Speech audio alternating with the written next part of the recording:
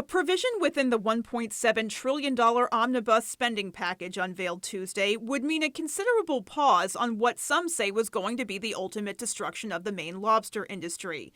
That provision puts a stop to the implementation of any further cuts to the Maine lobster fishery for the next 6 years.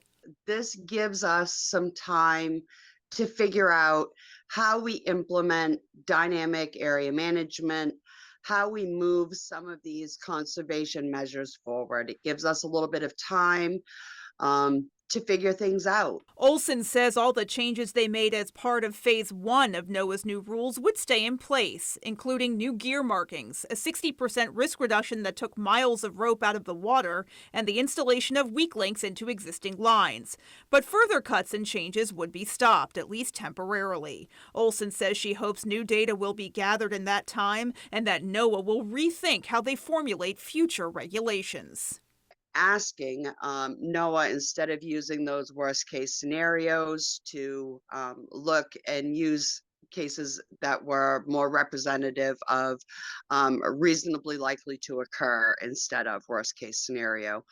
Maine's congressional delegation and Governor Mills pushed hard for the new provision in the hopes of giving Maine lobstermen and women some relief and to save the iconic industry as a whole. They continue to stress that data shows a right whale death has never been directly attributed to Maine lobster gear. This provision will mean that for the next 6 years, the current regulations will be frozen in place while more data is being gathered to pinpoint what is causing the demise of the right whale.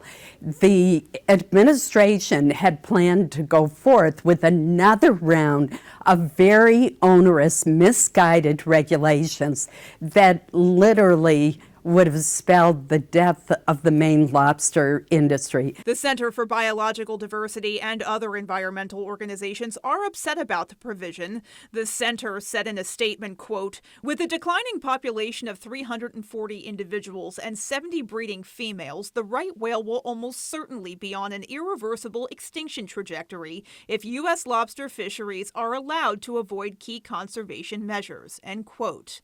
But Olson argues that stakeholders on all sides want the same thing, and the extra time is needed to reimagine the conservation plan and make it more effective. You don't have good information, you don't have good rules.